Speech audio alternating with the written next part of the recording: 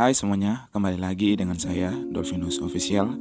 Kali ini saya akan mencoba menceritakan sebuah film romantis yang berjudul Finding You yang dirilis pada tahun 2021. Film yang berkisah tentang dua anak muda dengan konflik yang berhubungan dengan karir mereka masing-masing. Seorang musisi pemain biola yang kehilangan semangat untuk melanjutkan karir musiknya dengan seorang aktor film naik daun dengan banyak penggemarnya. Apakah mereka berdua akan menjadi sepasang kekasih? Film dibuka dan kita langsung diperlihatkan kota New York dengan ribuan orang pejalan kaki dan ada seorang wanita yang sedang berjalan sambil memegang biolanya. Wanita cantik itu bernama Finley Sinclair. Di sebuah gedung, Finley sedang menunggu panggilannya. Dengan begitu cemas, ia menunggu untuk dipanggil sambil ia berlatih bermain biola untuk menghilangkan nervousnya. Jadi Finley ini sedang mengikuti audisi bermain biola bergengsi di konser Victory Music New York untuk melanjutkan karir musiknya. Setelah menunggu lama, akhirnya ia dipanggil masuk. Finley lalu mengeksekusi cara bermain biolanya dengan begitu baik.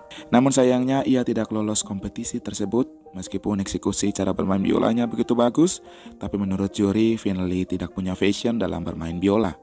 Pada saat itu, Finley lalu pulang ke rumah. Ia lalu memutuskan untuk mengikuti program semester barunya di luar negeri.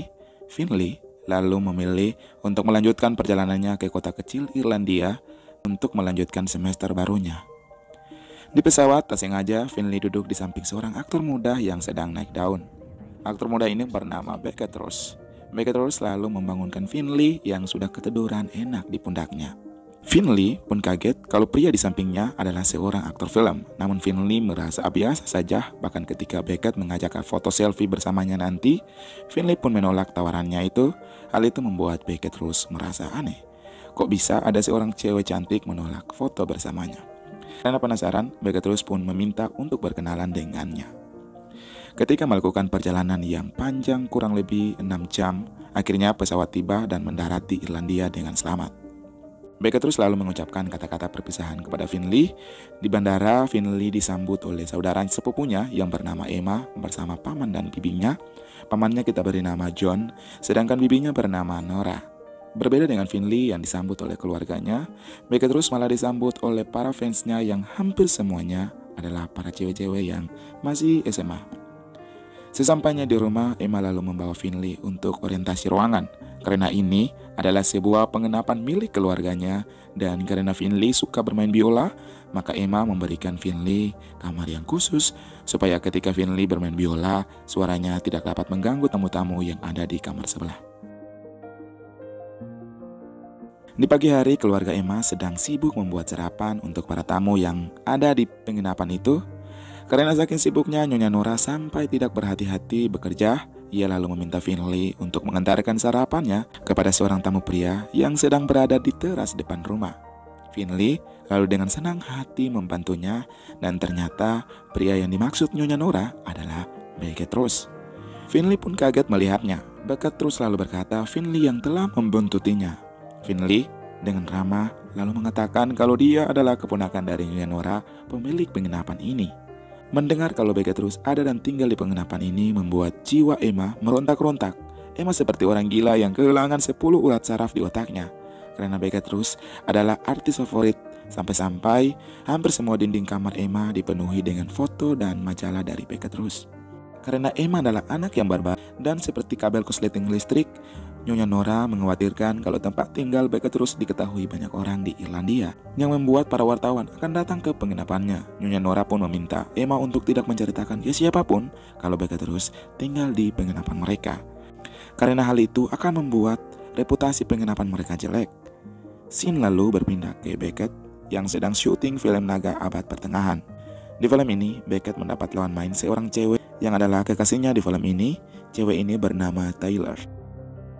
Kemudian di sisi yang berbeda, Finley yang penasaran dengan kota Irlandia, ia pun mulai mendayung sepedanya mengelilingi kota itu.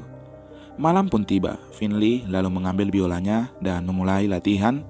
Tapi tiba-tiba Nyonya Nora masuk dan ternyata ia memberikan jurnal milik almarhum kakaknya yang bernama Alex.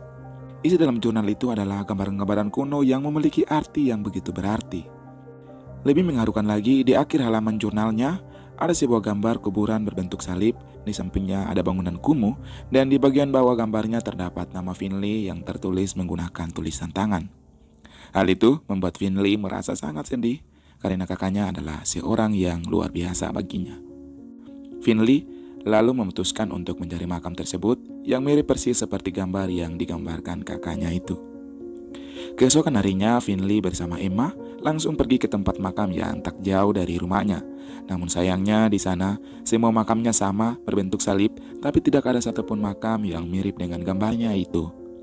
Emma yang sangat penakut berada di kuburan langsung memaksa Finley untuk pulang ke rumah.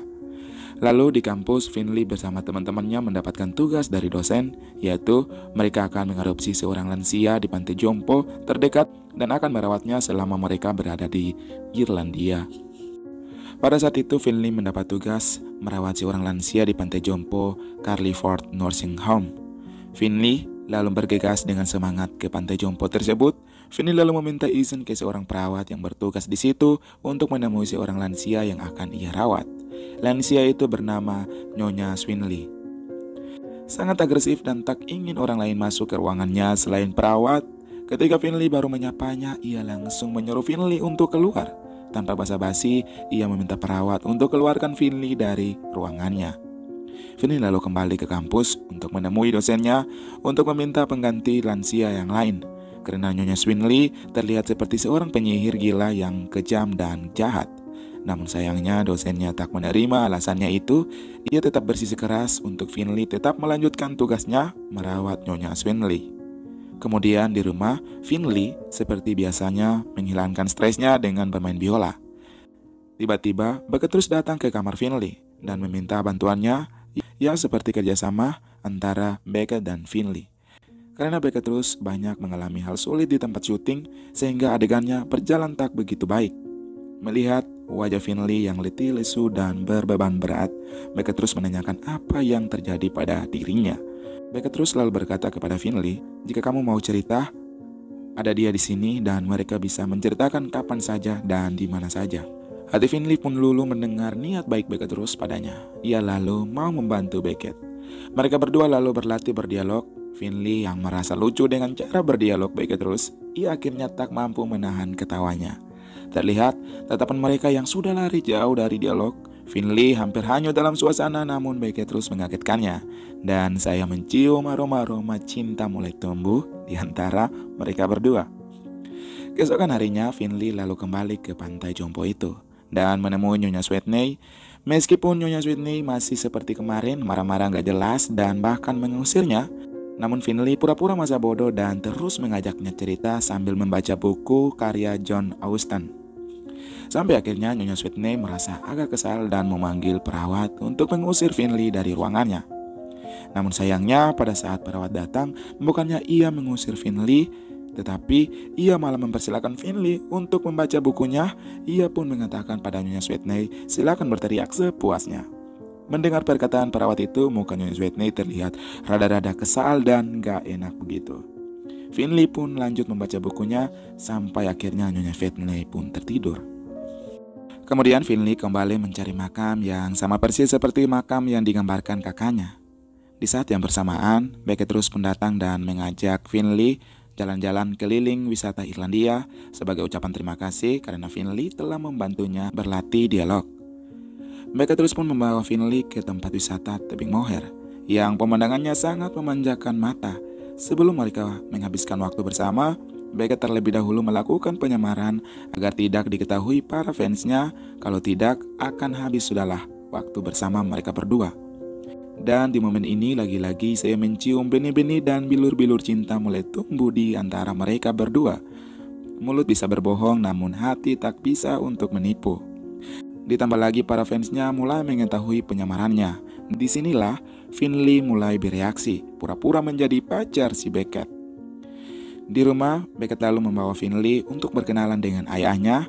Dia adalah ayah Beckett sekaligus manajer Beckett. Kemudian, malamnya, Beckett mengundang Finley datang ke tempat syutingnya. Di sana, Beckett juga memperkenalkan Finley ke teman-temannya termasuk Tyler. Beckett mengatakan kalau Finley di sini akan membantunya, jadi Finley akan menjadi pelatih akting untuknya. Di momen ini sangat terlihat jelas kalau Tyler cemburu melihat Beckett dekat dengan Finley. Pada keesokan harinya, Finley lalu pergi menemui Nyonya Sweetney di Pantai Jompo. Finley lalu membawa Nyonya Sweetney ke taman sambil menikmati udara segar di pagi hari. Ia juga membaca buku baginya. Namun, Finley yang penasaran, kenapa sampai bisa Nyonya Sweetney dititip di Pantai Jompo? Apa karena keluarganya sudah tak mampu mengurusnya, atau karena ia punya masalah lain? Karena sejauh ini Finley tak melihat keluarganya satupun datang menjenguknya. Karena Finley telah mendengar sedikit cerita dari warga mengenai Nyonya Sweetney dan keluarganya, terutama adiknya yang bernama Fiona yang membuatnya dijauhi keluarga selama 30 tahun. Finley lalu menanyakan adiknya Fiona. Mendengar pertanyaan itu, Nyonya Sweetney menjadi marah. Ia bukan marah karena mendengar nama adiknya, namun ia marah karena ia tak suka ada orang lain ikut campur dalam masalahnya, karena baginya masalahnya itu adalah hal privasi dan lebih baik ia pendam sendiri sampai ia mati. Terima kasih buat teman-teman yang sudah menonton mungkin dari awal atau pertengahan sampai akhir. Dan perlu ketahui bahwa film ini masih ada lanjutannya karena kapasitas HP saya yang terbatas, sehingga tidak bisa diekspor secara full filmnya. Maka saya memotong filmnya untuk dijadikan 2 atau 3 season. Semoga teman-teman terhibur dan jangan lupa nantikan video berikutnya. Dan jangan lupa juga like, komen, dan subscribe untuk support channel ini ke depan.